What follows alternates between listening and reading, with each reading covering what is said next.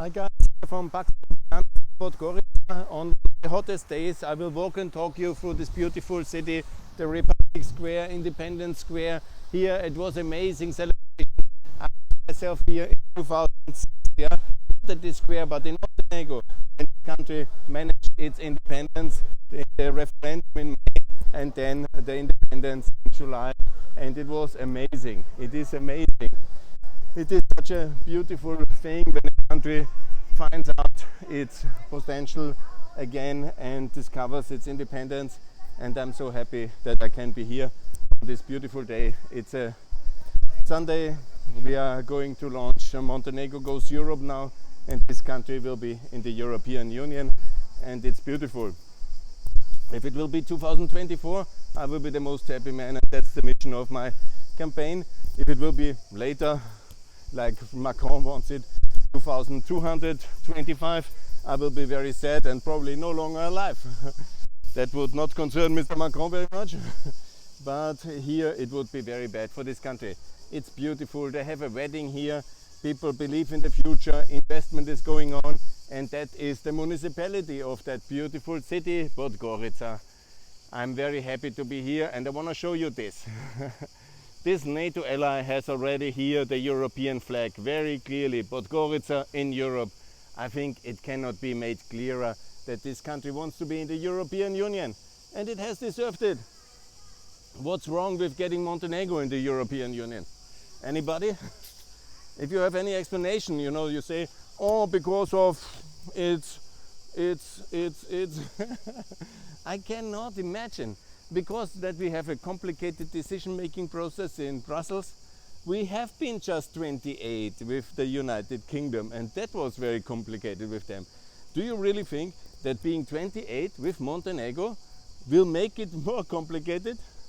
We just have been 28, we will be 28 again. What is so complicated? Will Montenegro be more complicated than the United Kingdom in the EU? Will it impose its powerful will on the people? Will it oppose French interests? Man, let's be serious. They will be very happy to be inside. They have also national strategic asset interests. They don't want to be bullied by, this is infrastructure investment, you see the canalization, the roads, they're doing probably a pedestrian street, very nice here. So, do you think that Montenegro will block then France? Of course they have national interests. For example, they don't want to be bullied by Serbia.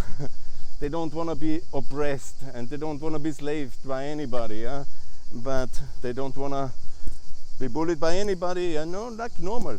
But will they impose their powerful European agenda on the Europe? Okay, guys. You know exactly that is not true, that a country like Montenegro will massively, they will not be like, for example, Bulgaria now.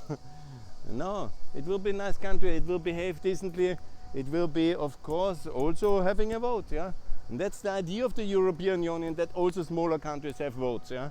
That's the idea of equality of nations, yeah? That the states have the right to express their interest. And you know, they will have similar interests like Croatia, like Albania. Yeah, and it's totally normal thing to do. And I think, what else can be said? It's very expensive. Actually, this country is already quite developed. Yeah? You know, it's not so that they are starting at point zero. They have really done their homework. They have intensively fast-tracked the administration very positively. They have invested a lot. There was a lot of international investments.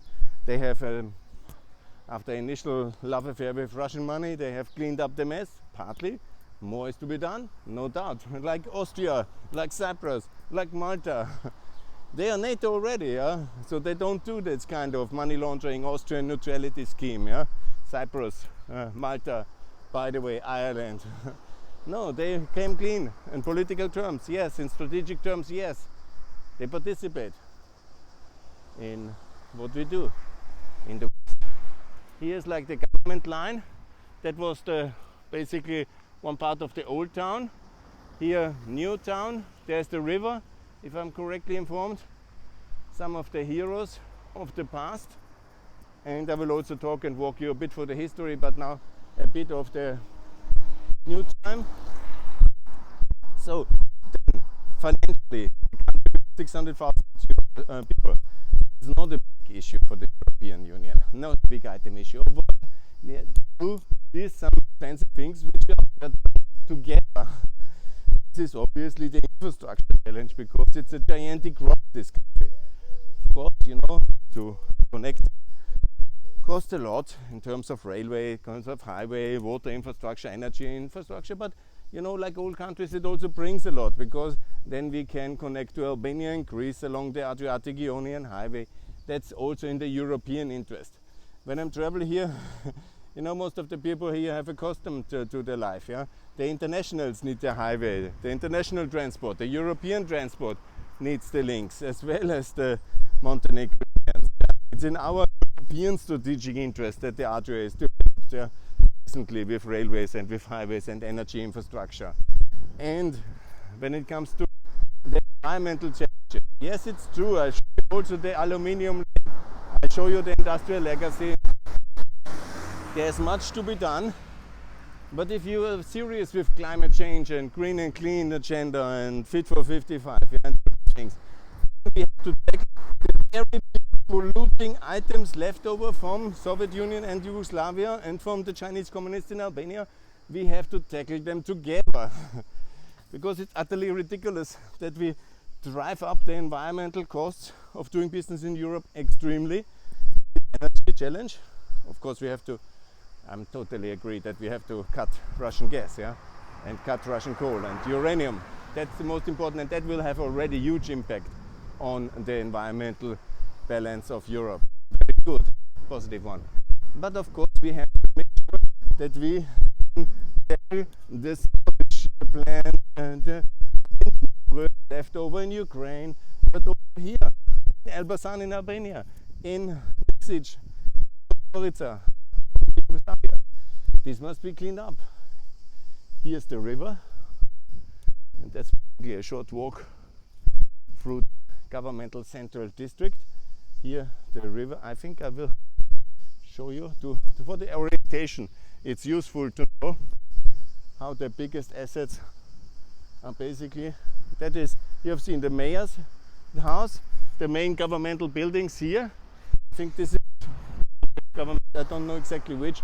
I will heard a bit because I've not been completely working. I was more a tourist I was making holiday in Montenegro every single year since 2006, since the independence, as many of my friends know. And I show you here, this is the river. There's these beautiful bridges.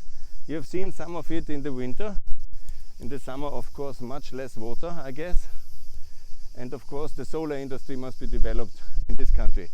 Here, very beautifully, very nice. Here, exactly, that's how it looks. They have this beautiful pathway. I will have to walk down here. Maybe too hot. I will hopefully not get any kind of collapse in the heat carrying my laptop. But I want to show you some of these beauties here and call for the EU membership. Look, they have really done it very nicely. This river embankment, the walk here, this is now really developing very nicely. Bemax is one of the biggest construction companies here. And here they are in this beautiful times. Very good, very beautiful. That's the river. That's Bemax. That's like the oligarch construction company of this town. Every country works with 5-6 oligarchs. It's because we don't have the membership in the EU, because then of course you have competition rules which you really have to implement. But that obviously it is complicated. Here you see the Hotel Podgorica at the river, the Morovca, and here you have the walkway embankment. That's really very nice, and I like it. But you need, of course, to be inside the European Union. I think it's clear the logic I explained to anybody interested. Inside the EU we have the regulatory access on all the things, and we have the control. We have, of course, still then challenges, because we have not built the EU as powerful as we need to have it in order to rule in corrupt political elites like Sebastian Kurz and Wolfgang Schüssel and these people. But we can always, do that and improve the EU into a more powerful union. That is what we should do, I think. Yeah, that's the river embankment here. Just to show you the Hotel Podgorica. It's a nice one. We will stay in the center in another hotel. So that's also, but that was one of the choices to do, but it's a bit to walk. And here in this country you cannot walk. You have to have a long trouser in the summer. You have a swimming trouser or a short, they exclude you. This is the way, but the heat is absolutely amazing, obviously, astonishing. And here we are in this round way. So I gave you a bit of an overview of the beauty of this country. It's an environmental gem. Here's the city beach, it seems. That's very beautiful. That seems the old castle of Podgorica. And the whole river bank is now very well developed. And I like it a lot. Yes, I think I will make a separate video on this beautiful location on Montenegro. I like it very much. Good, thanks a lot for that. More to come from Pax Europiana on this beautiful day. And please support Montenegro in the European Union. Bye.